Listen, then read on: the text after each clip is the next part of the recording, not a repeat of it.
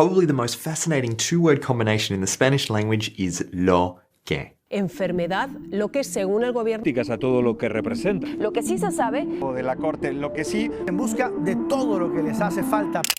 I'm fascinated by this phrase, and that's because there are situations where we have to use it, there are situations where we could use it but don't have to, and the difference here is not obvious, even to Spanish natives. Plus, lo que in Spanish is almost always translated to one word in English.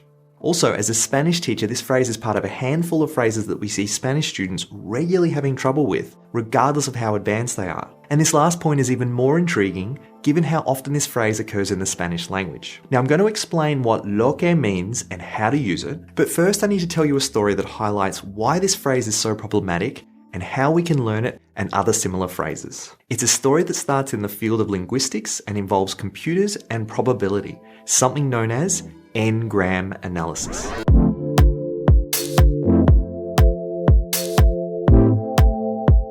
Now, the way Engram Analysis works is we take a huge body of content that could include movies, books, newspapers, radio, television, magazines, etc. And then we analyze the language and look for patterns. Specifically, we're looking for patterns of consecutive words. And this leads to the N in Engram, which represents the number of consecutive words we're looking at. So for example, for 3-gram analysis, we're looking for patterns of 3 words that occur next to each other frequently in the language. Now, when we do this for English, we find that one of the most frequent 3-word combinations in English is one of the. One of the most. Now, for 2-gram analysis, can you guess what the most frequent 2-word combination in the English language is? And as a hint, it was already in one of the 3-gram combinations I just showed you and this sentence. And that is of the. The next few 2 grams in English are in the, to the, on the, for the, and the, to be, is, are. Now, if we do the same analysis, can you guess what the most frequent 2-gram in Spanish is? And as a hint, it's actually a translation of the most frequent 2-gram in English, and that is de la. Noting, of course, that the masculine de el collapses into one word, del, and so it doesn't make the 2-gram list. Then we have en el, de los, en la, a la, de las, que se, and then lo que.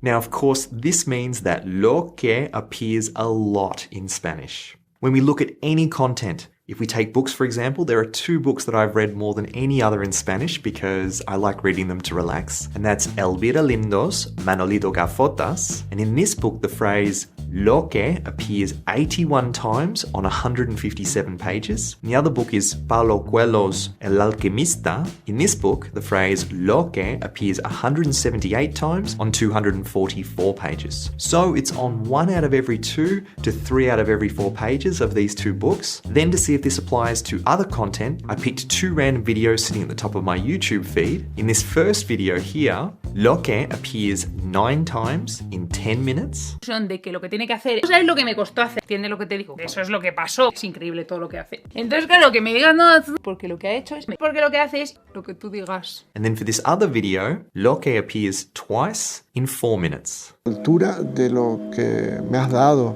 Ya sé lo que quiero que me regales por el aniversario. Now, what is the point of this story? Why did I have to share this with you?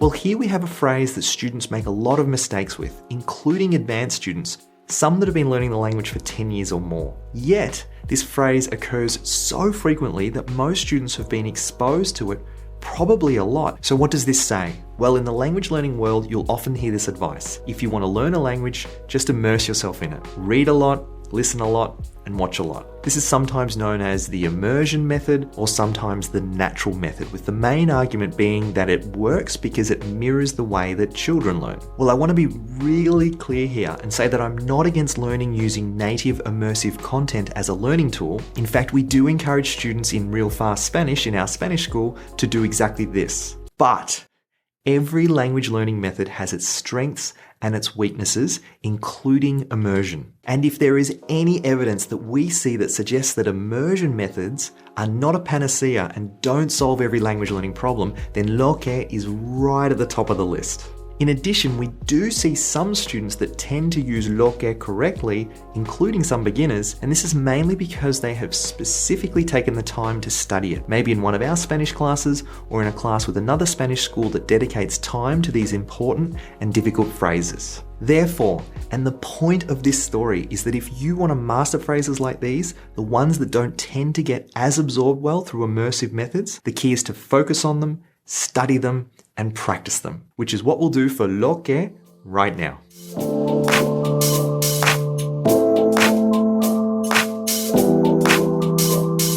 Alright, so how should we think about lo que? Well, lo que is a relative pronoun and connects two relative clauses. This means that it links two short phrases that each have a conjugated verb. In English, lo que can be translated as either what, whatever, or that. Now, the best place to start thinking about this phrase is when we say what in the middle of a sentence in English. For example, this is not what I want. Here we have two clauses. This is not and I want. And whenever we have sentences like this where what connects two clauses in English, this will likely result in lo que in Spanish. So this sentence becomes esto no es lo que quiero. Esto no es lo que quiero. All right, let's look at some more examples. Imagine you wanted to sort of talk about how sometimes we have these feelings to want to do something, but we don't actually have to do them. You could say, I don't have to do what I want to do. This in Spanish is no tengo que hacer lo que quiero hacer. No tengo que hacer lo que quiero hacer. No tengo que hacer lo que quiero hacer. All right, here again, we've got these two clauses. No tengo que hacer, and we've got quiero hacer. We've got these two conjugated verbs, tengo and quiero, and then the whole thing is connected with lo que, just like the way we would use what in English. All right, for the next example, I used this in a recent video on tener versus haber because it's a really good example to improve your knowledge of Spanish. I'll leave a link up here and in the description if you want to go and watch that video. In this video, I'll give the shorter version, which is in English, because disorder is what there is, or because disorder is what there will be. This in Spanish is porque desorden es lo que hay. Porque desorden es lo que hay. Porque desorden es lo que hay. All right, in this next example, the speaker is talking about wanting to achieve what he has seen other successful people achieve. And it's really important to remember that in Spanish, people, gente, is singular. So in English, we say the people are. In Spanish, you say the people is. So you really need to say, I want to achieve what they has achieved, like he has achieved. We need to treat it as singular. So I want to achieve what they have achieved, or I want to achieve what they has achieved. This in Spanish is yo quiero lograr lo que ya logrado. Yo quiero lograr lo que ya logrado. Yo quiero lograr lo que ya he logrado. All right, for this next example, we want to say, I'm afraid of what comes next, or I'm afraid of what follows. And when we say I'm afraid of in Spanish, sometimes it's better to use this construction with the verb dar. We actually want to say, it gives me fear. So it gives me fear what follows, or it gives me fear what comes next. This in Spanish is me da miedo lo que sigue. Me da miedo lo que sigue. Me da miedo lo que sigue. All right, and another really good example, one that I'm sure a lot of people would like to use, is whenever they're referring to, say, language skills or language ability, someone might want to say, I understand more than what I speak. Or in this case, the example is someone saying, referring to someone else, she understands more than what she speaks. This in Spanish is entiende más de lo que habla. Entiende más de lo que habla. Entiende más de lo que habla. Now, the first question that students often ask on this topic is, I thought that que meant what and not lo que. And yes, that is true. In certain sentences, especially questions, que means what. So for example, what do you want? ¿Qué quieres? What do you have? ¿Qué tienes? What are you going to do? ¿Qué vas a hacer? So que does mean what, but just try to keep in mind that for all of the examples we've seen so far, we're not talking about questions, we're talking about statements with two conjugated verbs on either side of what. The next thing we're going to look at is when lo que can mean that or whatever. To understand this, it really helps to start by rearranging sentences with lo que by putting the lo que at the start of the sentence, which is also really common in Spanish. So we could say, what I want is. This in Spanish is lo que quiero es, or what I need is. Lo que necesito es. So for example, if someone asks you, ¿qué necesitas? What do you need? You could respond and say, well, what I need is something to eat. Lo que necesito es comer algo. Lo que necesito es comer algo. Then the next step is once you're comfortable with using lo que at the start of the sentence, what we can do next is simply throw todo in front of these sentences to get. All that I want is, todo lo que quiero es. All that I need is, todo lo que necesito es. All that I can do is, todo lo que puedo hacer es. So let's turn that into an example. All that I can do in these situations is laugh. This in Spanish is, todo lo que puedo hacer en estas situaciones es reírme. Todo lo que puedo hacer en estas situaciones es reírme.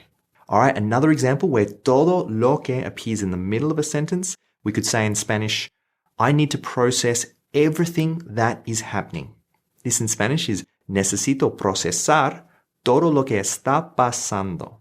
Necesito procesar todo lo que está pasando. Necesito procesar todo lo que está pasando. Now again, here we've got todo lo que, which translates into English as everything that is happening. So again, in this sentence, lo que can almost be translated as that. But I think it's really important to think of the whole phrase, todo lo que, as everything that. All right, let's look at another example. Imagine someone was explaining to their partner all of the bad things that happened to them that day. And they could say, I explained to him everything that happened to me. This in Spanish would be, le expliqué todo lo que me ha pasado. Le expliqué todo lo que me ha pasado. Le expliqué todo lo que me ha pasado. All right, next let's consider some exceptions. Where does this fall down? Where do students make mistakes after they have learned how to properly use lo que? Well, I mentioned earlier that in general, whenever what appears in the middle of a sentence in English, we need to say lo que in Spanish. But the exception is when what is followed by an infinitive, non-conjugated verb. Remember I said earlier that when we connect what in the middle of a sentence with two conjugated verbs on either side, then we're generally going to need lo que in Spanish. Well, this is true, except if the second verb is not conjugated, then lo que doesn't work and we need to simply say que. So for example, I don't know what to say. I don't know what to say. This in Spanish is no sé qué decir. No sé qué decir. I can't decide what to eat. No puedo decidir qué comer. No puedo decidir qué comer. I'm going to tell you what to do. Voy a decirte qué hacer. Voy a decirte qué hacer. Again, in all of these examples, what follows que is a verb in infinitive form, non-conjugated. This is the key here for avoiding this lo que trap once you're already comfortable with it. Now, another example, imagine someone was having, say, a midlife crisis. They want to say to you, I just don't know what to do with my life. And you want to try to spin it around and make it a positive. You could say, well, not knowing what to do with your life is something positive. This in Spanish is no saber qué hacer con tu vida es algo positivo. No saber qué hacer con tu vida es algo positivo. No saber qué hacer con tu vida es algo positivo. Okay, so there are 3 things for you to practice now. Number 1, when what appears in the middle of the sentence, this is not what I want.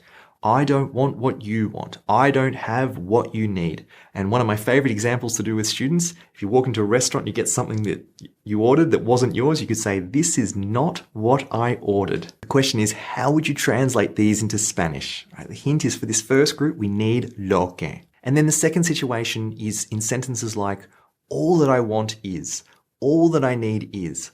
I did all that I could in that situation. In all of these sentences, we need todo lo que. And then the last group is when we don't have a conjugated verb after what. So I don't know what to do. I don't know what to say. I want to know what to eat. In all of these situations where we don't have 2 conjugated verbs, but only 1, and then an infinitive verb on the other side of what, in all of these situations, we need to stick with que and avoid lo que. All right, so do you have any questions? Is there anything else you would like to know on this topic? Please leave a comment or question below to let me know. If you enjoyed this video, then give it a like, and if you're not already subscribed, then please subscribe. Also, if you want more tips like this, we have a weekly newsletter called Español de la Semana. To sign up for the weekly newsletter, I'll leave a link below in the description. So on that note, Thanks so much for watching. Gracias por ver. And until next time, habla mejor, entiende más.